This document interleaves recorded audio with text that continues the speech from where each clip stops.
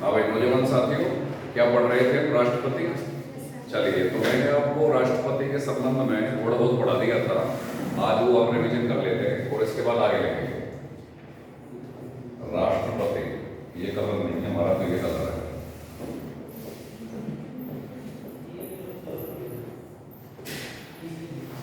राष्ट्रपति, अगर मैं आपसे पूछूं कि संसद के कितने भाग हैं तो आपका आंसर क्या है? 3। कौन कौन से? राष्ट्रपति, लोकसभा, राज्यसभा। मैं अगर आपसे पूछूं कि संसद के कितने अंग हैं तो आपका आंसर क्या है? अंग। अंग भी 3 है। अंग, भाग या हिस्सा, ये करके अगर सवाल आए तो आंसर आएगा 3। राष्ट्रपति, लोकसभा और राज्यसभा। अगर मैं आपसे पूछूं कि संसद के कितने सदन हैं तो इसका आंसर क्या है? 2। उनसे राज्यसभा और, तो कुल मिला के राष्ट्रपति संसद का हिस्सा है। तो हम पढ़ रहे हैं संसद, और संसद में जो राष्ट्रपति संसद का जो अंग है, संसद का पहला ही अंग मान लो राष्ट्रपति, फिर राज्यसभा, लोकसभा, तो राष्ट्रपति पढ़ते हैं। राष्ट्रपति में थोड़ा बहुत पढ़ा चुका था आपको, इसका एक रिवीजन मान लो। अनुच्छेद 52, भारत का एक राष्ट्रपति होगा। इसके अलावा अनुच्छेद 52 पर एक सवाल और बनता है। कौन सा सवाल? संविधान का सबसे छोटा अनुच्छेद कौन सा है? अनुच्छेद 52। अनुच्छेद 53, अनुच्छेद 53 में हमने 2 पार्ट पढ़े थे 53 के, एक तो 53(1) और एक 53(2). तो बताओ 53(1) में क्या पढ़ा था आपने? 53(1) में क्या है? संघ की कार्यपालिका शक्ति राष्ट्रपति में निहित होगी। संघ शब्द का प्रयोग मैं जब करूं तो उसका मतलब होता है केंद्र। केंद्र या संघ एक ही बात है। तो संघ की या केंद्र की कार्यपालिका शक्ति किसमें निहित है भाई? राष्ट्रपति में निहित होगी। राष्ट्रपति उस कार्यपालिका शक्ति का प्रयोग स्वयं अथवा अपने अधीनस्थ अधिकारियों के सहयोग से करता है। ये बात कौन सा अनुच्छेद में लिखी हुई? 53(1).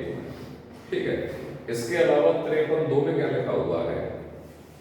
डिफेंस फोर्सेज, भारत की सशस्त्र सेना, उनका सर्वोच्च समावेश। 2 शब्दों का प्रयोग है, सशस्त्र बल, सशस्त्र बल लिख दो, सशस्त्र सेना लिख दो। इनका सर्वोच्च समावेश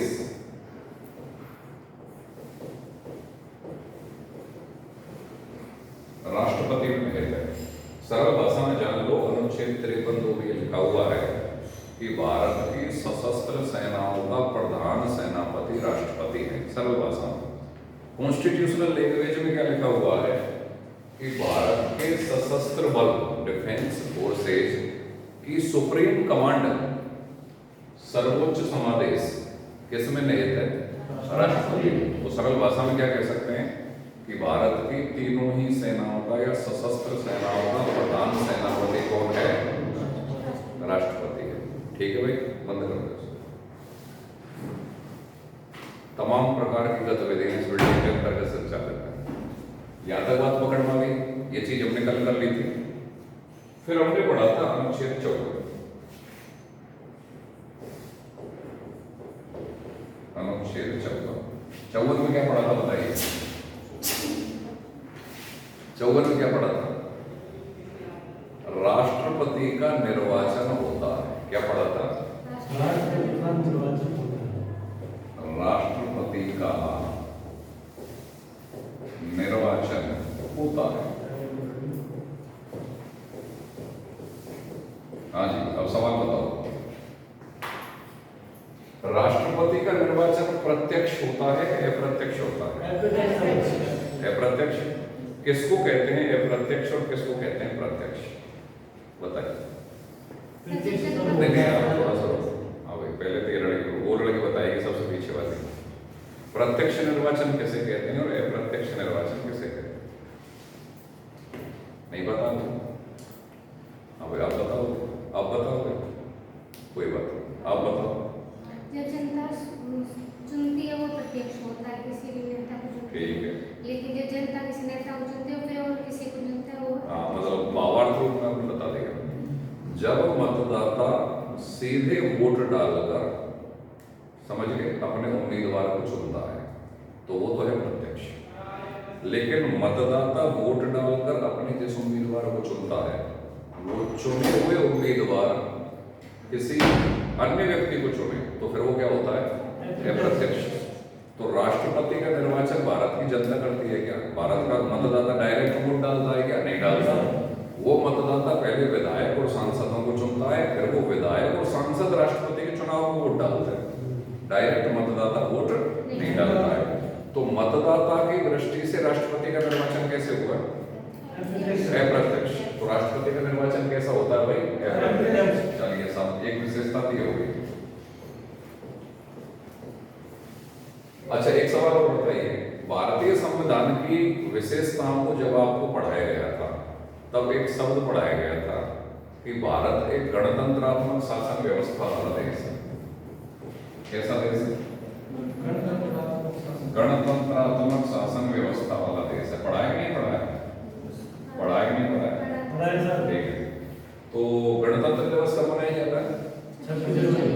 तो भारत गणतंत्र है तो आप मानते हो ना? ठीक है। सबसे पहले तो मुझे ये बता दो गणतंत्र कहते हैं किसे? पहला सवाल। ये सवाल तो बता दोगे क्योंकि तुमने पीछे पढ़ लिया। लेकिन अगर एक सवाल एग्जामिनर ये पूछ ले कि भारतीय संविधान गणतंत्र है, इसकी भावना कौन से अनुच्छेद में पाई जाती है, तो सबसे पहले उसमें एक ही सवाल में दो सवाल मारेंगे कि पहले तो आप ये जानो कि गणतंत्र किसे कहते हैं, फिर आप ये जानो कि गणतंत्र होने की भावना संविधान के किस अनुच्छेद में है। तो सबसे पहले तो ये बताओ कि गणतंत्र किसे कहते हैं? गणतंत्र। ये आप लोकतंत्र की बोल सकते थे, जनता का जनता के लिए जनता द्वारा शासन, ये आप तब बोल सकते थे जब मैं ये पूछता है लोकतंत्र किसे कहते हैं।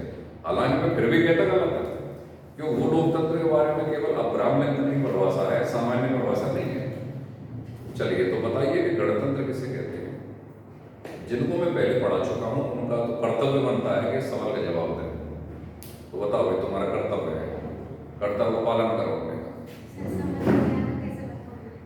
ये तो ऐसे कैसी कोई सी भाषा में बता दो मैं समझ जाऊंगा, मतलब मैं ये समझ जाऊंगा कि तुम्हारा भावार्थ सही है, भाषा चाहे कोई सी भी है, समझ गए? हाँ भाई, इधर वाली लड़की चल नहीं बताएगी। हाँ, पीछे से दोनों स्टूडेंट बताइए गणतंत्र किसे कहते हैं। भारतीय संविधान की विशेषता में पढ़ाएंगे, आप लोगों ने ढंग से पढ़ेंगे।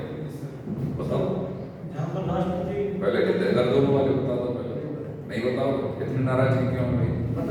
सवालों का जवाब बताया करो आप। हाँ भाई, आप बताओगे गणतंत्र किसे कहते हैं? अरे यार कमाल कर दी है।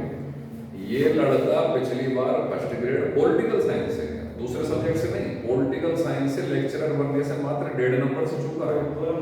2 नंबर से कोई बात नहीं, सवाल तो एक ही रहा ना, एक सवाल 2 नंबर का होता है। मात्र एक सवाल से, और वो भी किस सब्जेक्ट से? पॉलिटिकल साइंस से। चूकने वाला विद्यार्थी ये नहीं बता पा रहा है कि गणतंत्र किसे कहते हैं, जो कि ABCD होती है, जैसे इंग्लिश में ABCD से आगे आप सीखते हो, तो पॉलिटी में ये सामान्य टर्म है। गणतंत्र, लोकतंत्र, इनका बेसिक आने चाहिए। मोबाइल को साइलेंट पे ले लो। हाँ भाई, अब कुल मिला के उम्मीदवार कुछ ही बच रहे हैं पेज के अंतर्गत जो गणतंत्र बताएंगे। हाँ भाई, आपने क्या बताया था? राष्ट्रपति का चुनाव होता है जिस देश के अंदर, वो क्या होता है? गणतंत्र होता है। और किसी देश में राष्ट्रपति नाम का पद हो ही नहीं तो फिर वो गणतंत्र हो सकता है कि नहीं हो सकता? नहीं हो सकता, नहीं, गलत उत्तर ही हो सकता है। गणतंत्र होने के लिए मुद्दा ये नहीं है कि राष्ट्रपति नाम का पद हो और उसका चुनाव हो तभी गणतंत्र होगा। गणतंत्र के लिए एक सामान्य विशेषता है कि अगर राज्य का मुखिया, अब वो राज्य का मुखिया किसी भी नाम से हो सकता है किसी देश में, इंग्लिश में उसको हेड ऑफ स्टेट बोलते हैं। अगर किसी देश में राज्य का मुखिया या हेड ऑफ स्टेट निर्वाचित है, इलेक्टेड है, मतलब जिसका चुनाव हुआ है, तो वह शासन प्रणाली गणतंत्र कहलाती है। भले ही उस राज्य के मुखिया का नाम अलग अलग देशों में अलग अलग हो, उससे कोई मतलब नहीं है। मैटर क्या है कि राज्य का मुखिया अगर निर्वाचित है तो वह शासन प्रणाली क्या है? गणतंत्र। तो भारत में राज्य का मुखिया या हेड ऑफ स्टेट कौन है? राष्ट्रपति। और राष्ट्रपति निर्वाचित है या मनोनीत या अनुमंसित है? कैसा है? निर्वाचित है। तो फिर भारत क्या हुआ? गणतंत्र हुआ, क्योंकि यहाँ पर हेड ऑफ स्टेट कौन है? राष्ट्रपति, और राष्ट्रपति क्या है? निर्वाचित है। तो भारत गणतंत्र है। अब यहाँ से क्या मेरे सवाल लेगा? अप्लाइड सवाल, जो रटा हुआ सवाल नहीं है, समझ है तो जवाब है। भारतीय संविधान का कौन सा अनुच्छेद भारत को गणतंत्र सिद्ध करता है? 14। राष्ट्रपति का निर्वाचन होता है। भाई हेड ऑफ स्टेट कौन है? राष्ट्रपति, और उसके निर्वाचन के बाद कौन सा अनुच्छेद कर रहा है? 54। क्या जो हेड ऑफ स्टेट है उसका निर्वाचन हो रहा है, तो हेड ऑफ स्टेट का निर्वाचन होते ही वे शासन व्यवस्था कैसी हो जाएगी? गणतंत्र हो जाएगी। तो यहाँ तक बात समझ में आ गई? चलिए ठीक है। हम पढ़ रहे हैं अनुच्छेद 54, और 54 में हम पढ़ रहे हैं कि राष्ट्रपति का क्या होता है भाई? निर्वाचन होता है। और निर्वाचन कैसा होता है? अप्रत्यक्ष होता है। भारत एक गणतंत्र है, इसकी भावना भी कौन से अनुच्छेद में पाई जाती है? 54। अब बात है कि सर निर्वाचन तो होता है, अप्रत्यक्ष होता है, तो उसके निर्वाचन में कौन भाग लेता है? कल पढ़ा है हमने, बताइए। संसद के कैसे सदस्य है? निर्वाचित। तो संसद का मतलब संसद के दोनों सदनों के कौन कौन से दो सदन? लोकसभा राज्यसभा, उसके कैसे सदस्य? निर्वाचित सदस्य। राज्यों की विधानसभाओं के, राज्यों की विधानसभाओं के भी कैसे? निर्वाचित। ये भी भाई निर्वाचित हो जाएंगे। और ऐसे केंद्र शासित प्रदेश जिनमें विधानसभाएं हैं, तो कितने केंद्र शासित प्रदेशों में विधानसभाएं हैं? 2 में। कौन कौन से? दिल्ली और पांडिचेरी। इनके भी कैसे?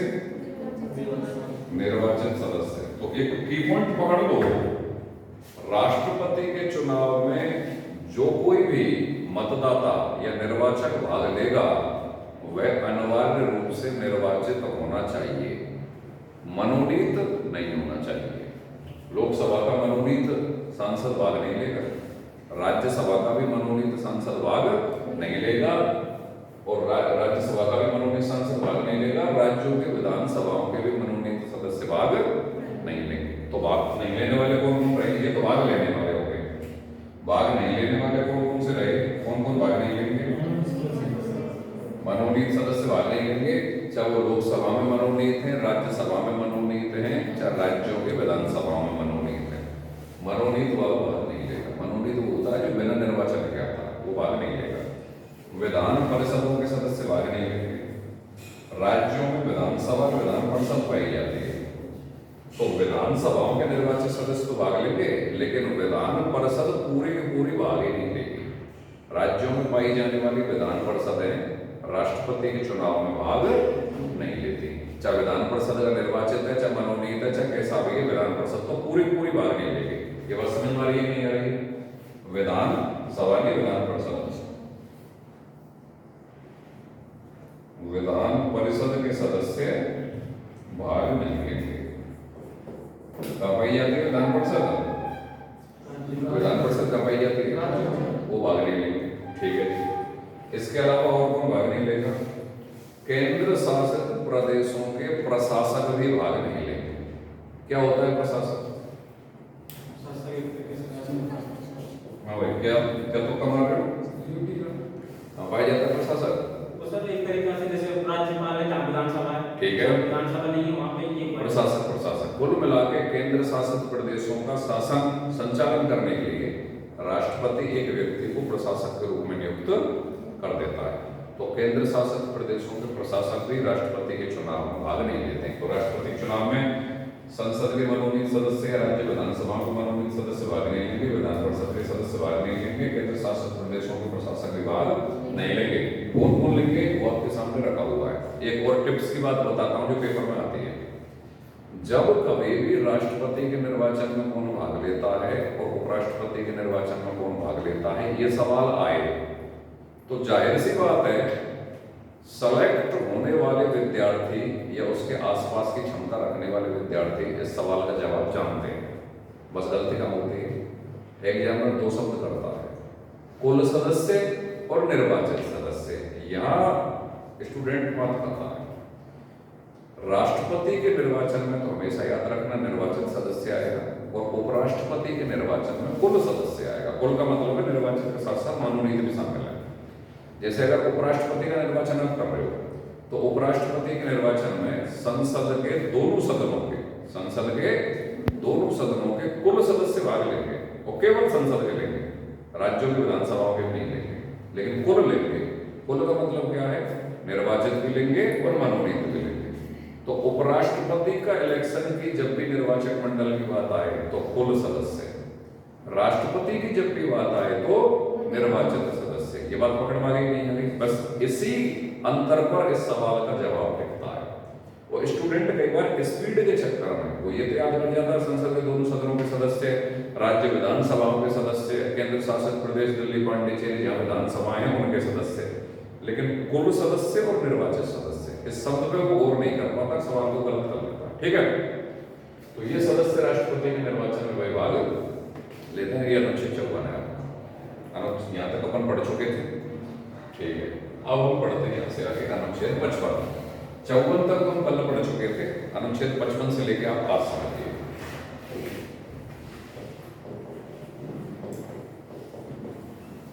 अनुच्छेद 55 क्या कहता है? राष्ट्रपति के निर्वाचन की रीति या विधि। ये 55 हो गया। ठीक है, राष्ट्रपति के निर्वाचन की रीति या विधि,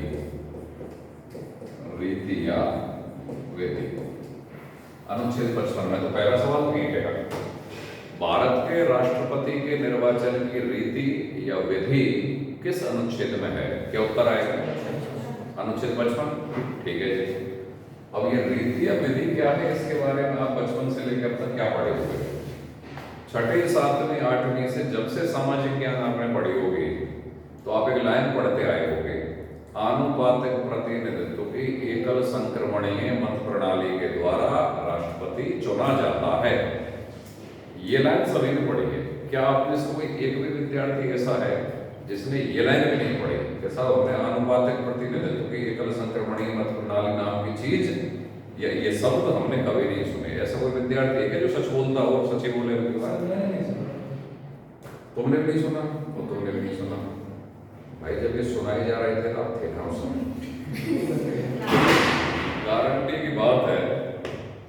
की बात है कि टीचर ने पढ़ाते वक्त जरूर सुनाया होगा। और ये भी तय है कि ये 6वीं से लेकर 10वीं तक एक आधी जगह नहीं है, कई जगह मिलेगा। सामाजिक ज्ञान में राष्ट्रपति कई बार आ जाता है। चलिए क्या कोई बात नहीं। तो राष्ट्रपति के निर्वाचन की रीति या विधि क्या है उसको हम थोड़ा डिटेल में पढ़ लेते हैं। राष्ट्रपति के निर्वाचन सबसे पहले तो आपने मुझे बताया सर अप्रत्यक्ष निर्वाचन होता है। ठीक है, एक विशेषता थी हो गई, निर्वाचन प्रत्यक्ष है या अप्रत्यक्ष है? अप्रत्यक्ष है। दूसरी विशेषता हो गई गुप्त मतदान होता है। तो राष्ट्रपति के निर्वाचन में मतदान खुला होता है या गुप्त होता है? एक विशेषता हमको आनी चाहिए, क्योंकि एग्जामिनर आजकल ऐसा सवाल भी बना रहे हैं कि निम्नलिखित में से राष्ट्रपति के निर्वाचन की विशेषताओं में क्या शामिल है या क्या शामिल नहीं है। तो 4 ऑप्शन रहेंगे, तो 3 तो विशेषताओं वाले होकर एक नहीं होगा। अब मान लो विशेषता बनाना शुरू करें, ऑप्शन देना शुरू करें कि राष्ट्रपति का अप्रत्यक्ष निर्वाचन होता है। दूसरा, राष्ट्रपति निर्वाचन की प्रक्रिया खुले मतदान की प्रक्रिया है। तो समझ रहे हो ना तो सही क्या है गलत क्या है? इस सवाल का जवाब देने के लिए हमारा कंसेप्ट बिल्कुल क्लियर होना चाहिए। तो निर्वाचन कैसा होता है? अप्रत्यक्ष। मतदान किस तरीके से होता है? गुप्त तरीके से। अब यहां से आगे समझिए, राष्ट्रपति के निर्वाचन में 2 सिद्धांतों का प्रयोग होता है।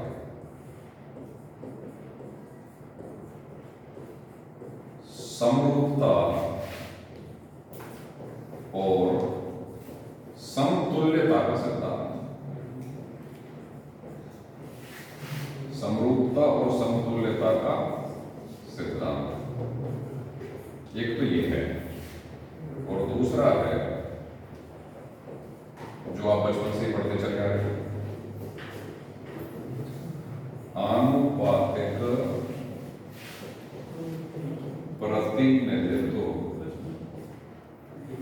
आनुपातिक प्रतिनिधित्व की एकल संक्रमणीय मत प्रणाली। अब एक चीज और सुनो पहले तो, कई किताबों में आनुपातिक प्रतिनिधित्व की एकल संक्रमणीय की जगह एकल हस्तांतरणीय शब्द का भी प्रयोग है। तो संक्रमणीय और हस्तांतरणीय एक ही बात है।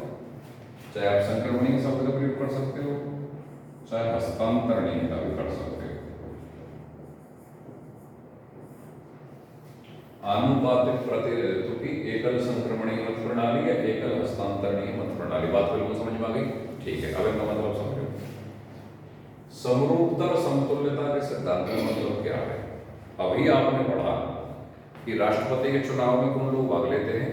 राज्यों की विधानसभाओं के निर्वाचित सदस्य और संसद के निर्वाचित सदस्य। ठीक है जी? अच्छा, समरूपता का सिद्धांत क्या कहता है?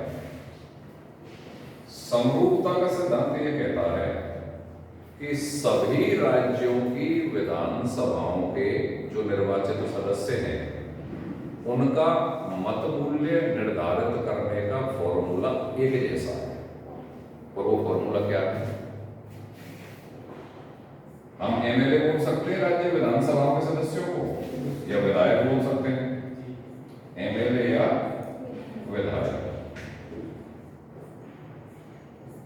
राज्यों की विधानसभाओं में जो सदस्य पाए जाते हैं वो एमएलए बोला जाता है, मेंबर ऑफ लेजिस्लेटिव असेंबली, या उसको हिंदी में विधायक बोल देते हैं। राष्ट्रपति के चुनाव में राज्यों की विधानसभाओं के जो निर्वाचित सदस्य भाग लेते हैं उनको एमएलए बोलते हैं। इनके मत मूल्य का निर्धारण किया जाता है। किसका निर्धारण किया जाता है? मत मूल्य का। अब हर राज्य की विधानसभा अलग अलग है, हर राज्य में एमएलए भी अलग अलग पाए जाते हैं, तो हर राज्य के विधायक का मत मूल्य भी अलग अलग होगा। क्यों अलग अलग होगा? क्योंकि एमएलए या विधायक के मत मूल्य का निर्धारण करने वाला सूत्र क्या है वो देखिए आप। एमएलए विधायक का मत मूल्य, अब इसका सूत्र क्या है वो देखिए आप। एमएलए या विधायक का मत मूल्य,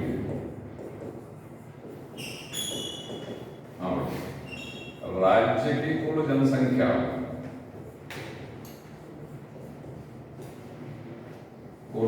राज्य की कुल जनसंख्या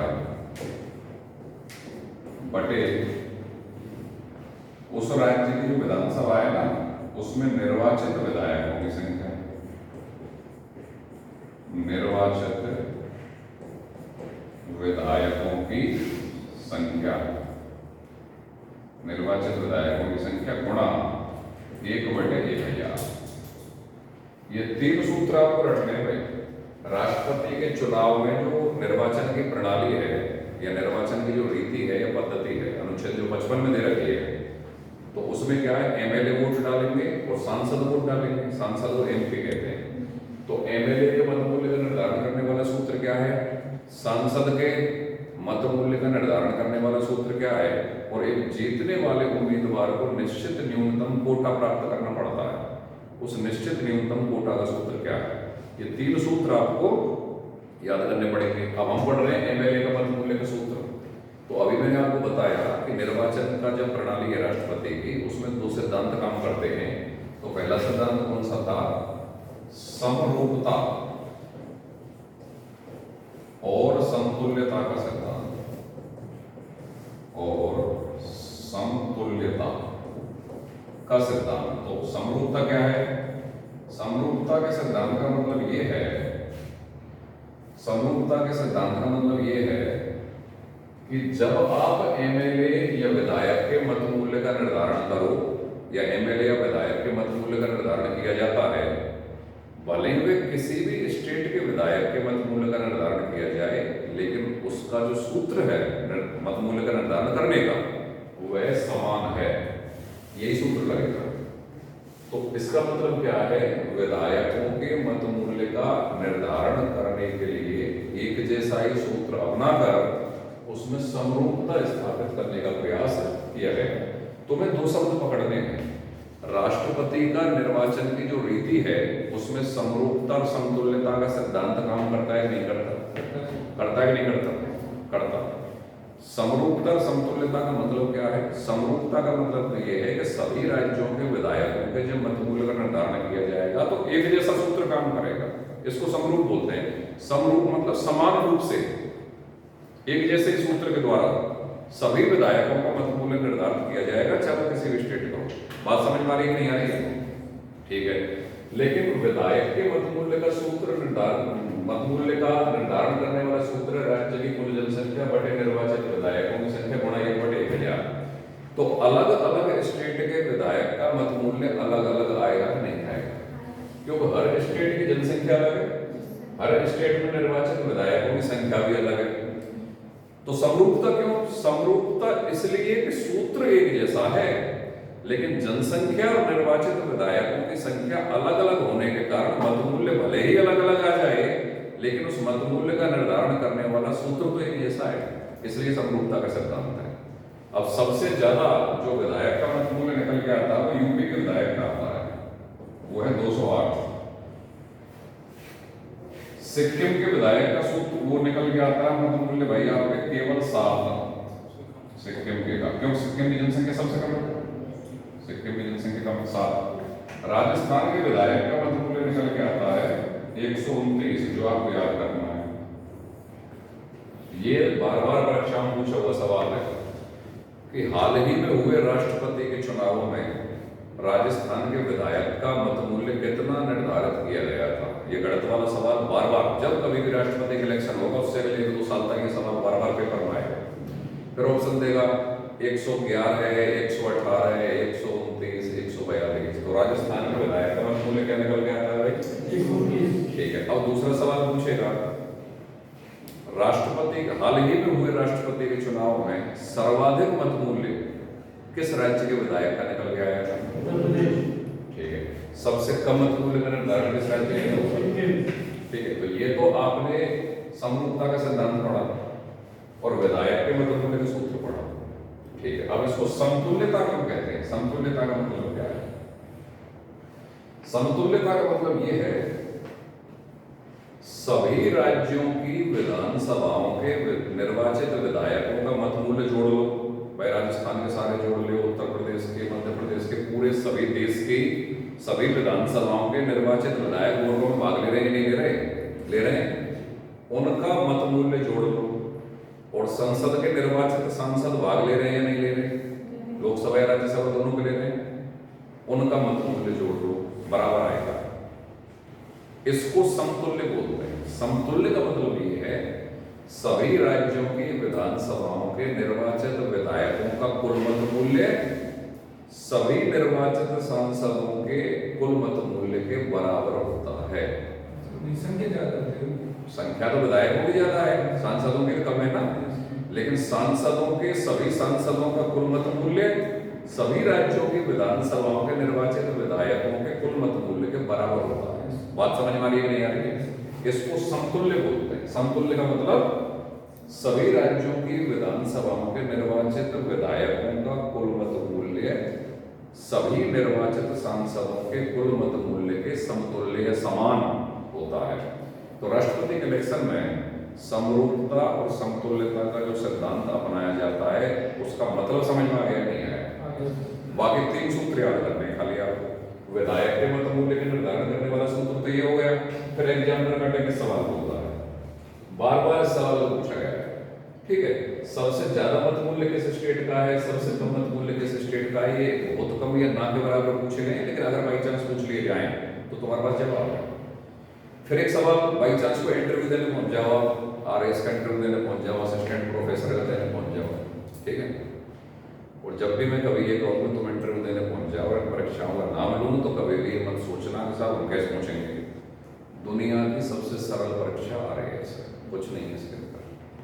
सेलेक्ट होना नहीं होना तो बहुत बातों पर डिपेंड करता है, कुछ भी नहीं है, नॉर्मल परीक्षा है। 12वीं पास के बराबर कैलिबर चाहिए, थोड़ा पढ़ना पड़ता है, बस थोड़ा लक का भी रोल बन जाता है, प्रैक्टिस होती है, बाकी कोई टेंशन नहीं। तो मैंने ये मान लिया कि फर्स्ट ग्रेड लेक्चरर बनने के बाद तुम अगली परीक्षा आरएएस में पास पढ़ने के लिए आ रहे हैं, फिर इंटरव्यू देने जा रहे हैं। तो फिर तुमसे एक सवाल पूछा जा सकता है कि यद्यपि विधायक के मत मूल्य का निर्धारण करने के लिए समरूपता का सिद्धांत अपनाया जाता है, लेकिन फिर ऐसा क्यों है कि एक जैसे ही फॉर्मूले के द्वारा विधायक का मत मूल्य निर्धारित किया जाता है, लेकिन अलग अलग स्टेट के विधायक का मत मूल्य अलग अलग आता है? तो तुम्हारे पास क्या जवाब है? क्योंकि अलग अलग स्टेट की कुल जनसंख्या अलग है और निर्वाचित विधायकों की संख्या भी अलग है, इसलिए समरूपता का सूत्र अपनाने के बावजूद भी अलग अलग स्टेट के विधायक का मत मूल्य अलग अलग आता है। ठीक है, तो ये विधायक का मत मूल्य निर्धारित करने का सूत्र, ये सारी चीज मैं लिखा रहा हूं आपको नोट्स के रूप में, अभी तो मैं समझा रहा हूं खाली है ना। अब सर दूसरा सूत्र आपको याद रखना है, सांसद का मत मूल्य। सांसद का मत मूल्य ये किस सूत्र से निकलेगा? सभी राज्यों के निर्वाचित विधायकों का कुल मत मूल्य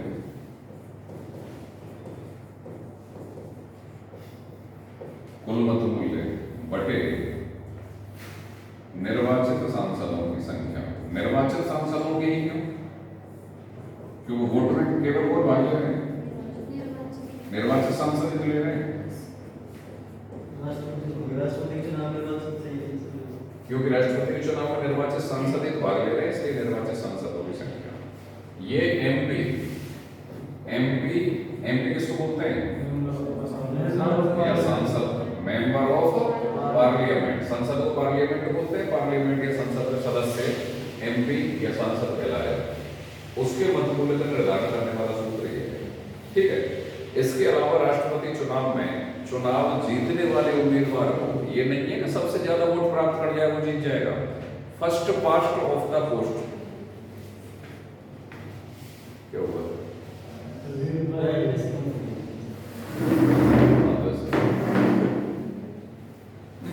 सही है। ठीक है, चलने दो यार, जो होगा देखा जाएगा। वापस बढ़ जाए, हाँ भाई वापस देखिए, हम अनुच्छेद 55 पढ़ रहे हैं, राष्ट्रपति के निर्वाचन की रीति। तो उसमें राष्ट्रपति का चुनाव जीतने वाला जो उम्मीदवार है ना, एक तो यह है कि एमएलए का इलेक्शन हुआ, सरपंच का इलेक्शन हुआ, जिसको एक वोट भी ज्यादा आ जाएगा वो जीत जाएगा। ये निर्वाचन की पद्धति है, आपके सिलेबस में नहीं है, संविधान में नहीं है। अगर आप राजनीति विज्ञान से फर्स्ट ग्रेड दे रहे हो, नेट सीआरएफ दे रहे हो, तो वहीं हम पढ़ाएंगे। ठीक है, तो निर्वाचन की पद्धति में इसको बोलते हैं पहले खंबा छूने वाली पद्धति, first past of the post. मतलब जिसने एक वोट भी ज्यादा प्राप्त कर लिया वो जीत जाएगा। लेकिन राष्ट्रपति के चुनाव में जीतने वाला उम्मीदवार वो नहीं होगा जिसने सबसे ज्यादा वोट प्राप्त करा है, वो तो होगा ही सबसे ज्यादा वोट प्राप्त करा है, लेकिन मात्र सबसे ज्यादा वोट प्राप्त करने से ही जीता हुआ नहीं माना जाएगा। उसको एक निश्चित न्यूनतम कोटा प्राप्त करना होगा। तो वो चीज क्या है?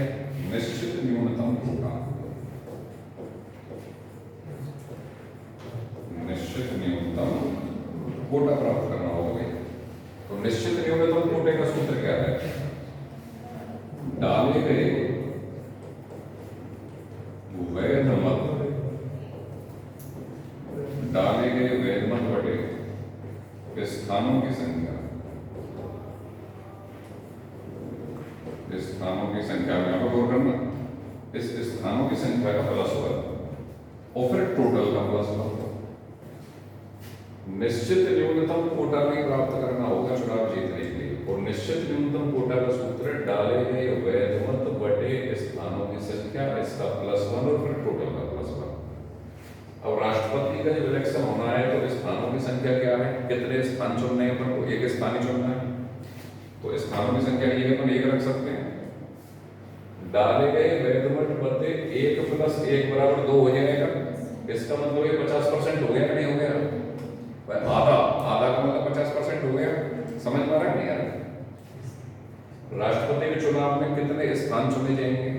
कितने आदमी चुने जाएंगे राष्ट्रपति के चुनाव में? एक चुना जाएगा। तो यहाँ पे 1 रखो और फिर +1 तो सूत्र में है ही, तो 1 + 1 = 2। तो डाले गए वैध मतों का 1/2 हो गया, मतलब 50% हो गए। आधा कह लो चाहे 50% कह लो, और फिर टोटल का +1। तो क्या उसको इस तरीके से लिख सकता हूं 50% प्लस 1, ये लिख सकता हूं, नहीं लिख सकता? राष्ट्रपति का इलेक्शन जीतने के लिए जीतने वाले उम्मीदवार को सिर्फ सबसे ज्यादा वोट ही नहीं प्राप्त करने, जितने वैध मत डाले जाते हैं, वैध मत का मतलब रिजेक्ट नहीं हो, असल में मान्य हो वो सारे मत, उन मतों के 50% से एक अधिक मत आना चाहिए। ये बात समझ वाली नहीं है। अब देखो यहाँ एग्जामिनर क्या सवाल पूछता है, स्टूडेंट गलती क्या करता है, वो कहेगा कि राष्ट्रपति के चुनाव से संबंधित निम्नलिखित तथ्यों पर विचार करें। पहला, राष्ट्रपति का अप्रत्यक्ष निर्वाचन होता है। दूसरा, राष्ट्रपति निर्वाचन खुले मतदान की प्रक्रिया के द्वारा होता है।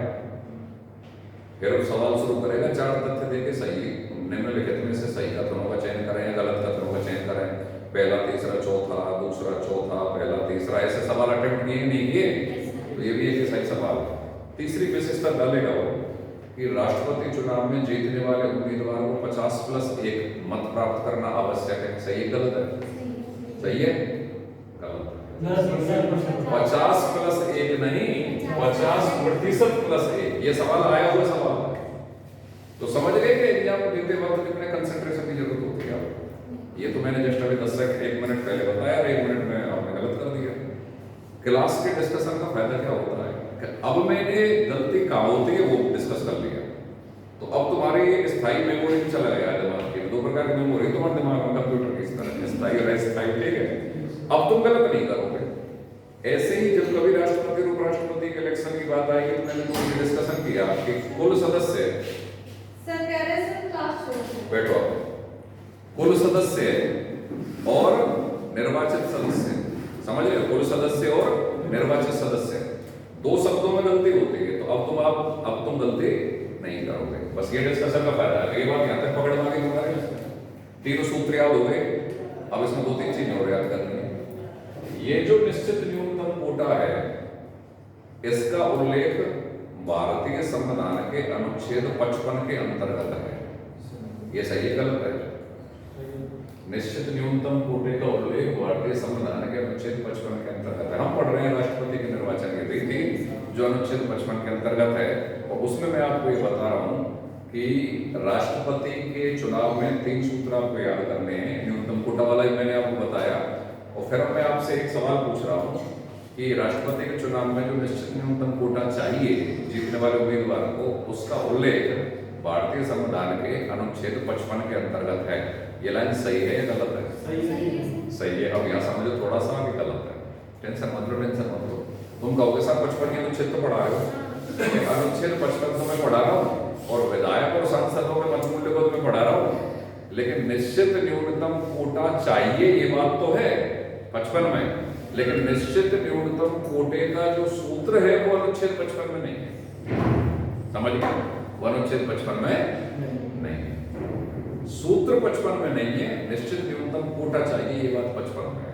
तो 3 सूत्र आपको याद करने हैं, लेकिन एग्जाम पर बाई चांस से सवाल डाल दे कि निश्चित न्यूनतम कोटे का सूत्र या इसका प्रावधान अनुच्छेद 55 में है, तो आप मानोगे कि ये नहीं है। ये थोड़े से क्या डेप्थ है, ये बारीकियां हैं, तो इन बारीकियों को मैं आपको लिखाऊंगा। और जो अपवाद टाइप की वैसी चीज है ना जिन पे एग्जाम में बाई चांस सवाल का टाइप मारे तो 1-2% विद्यार्थी सही कर पाएंगे पूरे स्टेट के अंदर, उनको मैं आपको बॉक्स बनवा के लिखवा दूंगा। मतलब कहाँ पे गलती होती है, क्या पूछता है वो, सामान्यतः किताब पढ़ते वक्त स्टूडेंट क्या नहीं पकड़ पाता है, तो उन चीजों को भी अपन याद कर लेंगे। सर इसमें जो आपने मूल्य बताया था, मत का मूल्य, हाँ, उसका क्या काम है? एक तरीके से आप ये मान लीजिए कि मत मूल्य, ये सारे मत मूल्य जुड़ेंगे। आपने लिख रखा है डाले गए वैध मत जो रिजेक्ट नहीं है।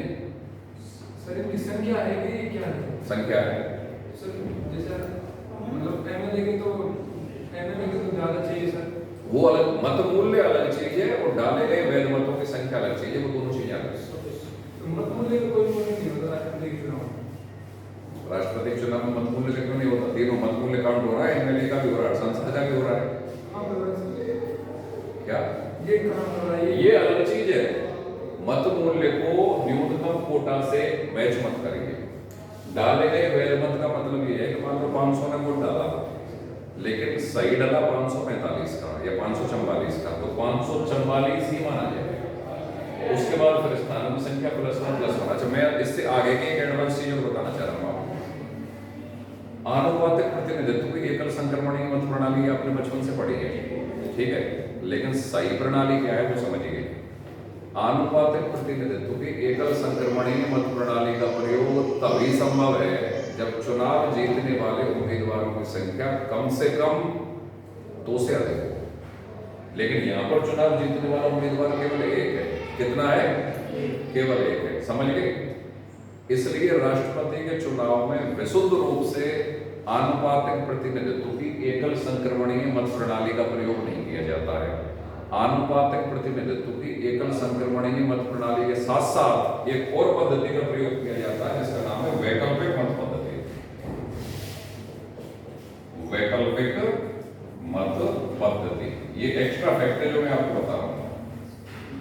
इसलिए भारत के राष्ट्रपति के चुनाव की जो सही प्रणाली है उसका नाम है आनुकल्पिक।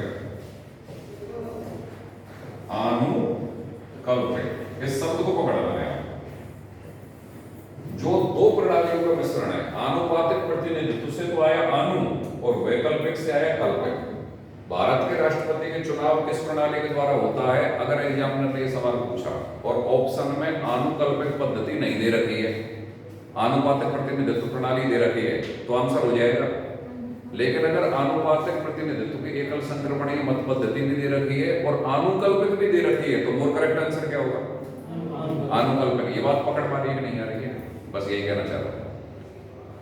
अगर आनुकल्पिक ऑप्शन में आ गया तो ये हमेशा फर्स्ट आंसर होगा, क्योंकि आनुपातिक प्रतिनिधित्व की एकल संक्रमणीय मत प्रणाली प्लस वैकल्पिक मत प्रणाली दोनों का मिश्रण है भारत के राष्ट्रपति के चुनाव में।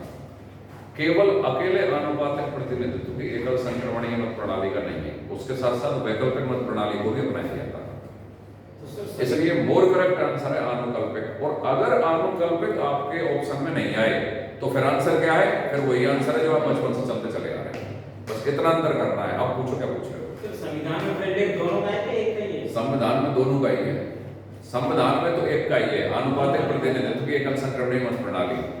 लेकिन ये राष्ट्रपति उपराष्ट्रपति निर्वाचन की प्रक्रिया संबंधी नियम 1974 के अंतर्गत इसका वर्णन है, संविधान में नहीं है। ठीक ऐसे न्यूनतम कोटा होगा, ये बात अनुच्छेद 55 में है, लेकिन न्यूनतम कोटे का सूत्र क्या होगा या न्यूनतम कोटे का प्रावधान या उसकी परिभाषा या उसका सूत्र, इसका वर्णन संविधान में नहीं होगी। राष्ट्रपति उपराष्ट्रपति निर्वाचन की प्रक्रिया नियम 1974 के अंतर्गत है। तो हमको इतना डेप्थ में नहीं जाना है, ठीक है, नुकसान कर जाएगी कई बार ज्यादा डेप्थ। तो मैं तुम्हें सिर्फ वो पॉइंट पकड़ा रहा हूँ कि सवाल ऐसा है तो ये कर देना, ऐसा है तो ये कर देना। अगर मैं आपसे पूछूं न्यूनतम कोटा राष्ट्रपति के लिए चाहिए, न्यूनतम कोटे का सूत्र क्या है? ये है। संविधान में न्यूनतम कोटे का उल्लेख है क्या? नहीं है। राष्ट्रपति उपराष्ट्रपति निर्वाचन प्रक्रिया नियम 1974 के अंतर्गत न्यूनतम कोटे का उल्लेख है, संविधान के अनुच्छेद उल्लेख नहीं। ठीक है भाई दोस्तों, डरो मत, टेंशन मत लो। दुनिया का सबसे सरल सब्जेक्ट इंडियन कॉन्स्टिट्यूशन और दुनिया के सबसे बढ़िया टीचर सरल तरीके से समझाता हूँ, बिल्कुल टेंशन ही मत लो। यूं चुटकियों पाएगा भारतीय संविधान और राजनीति विज्ञान। ओके, आज की क्लास यही खत्म करते हैं। आप हिंदी पढ़ो, कल मैं इनको नोट्स के रूप में लिखा दूंगा सभी को, ठीक है।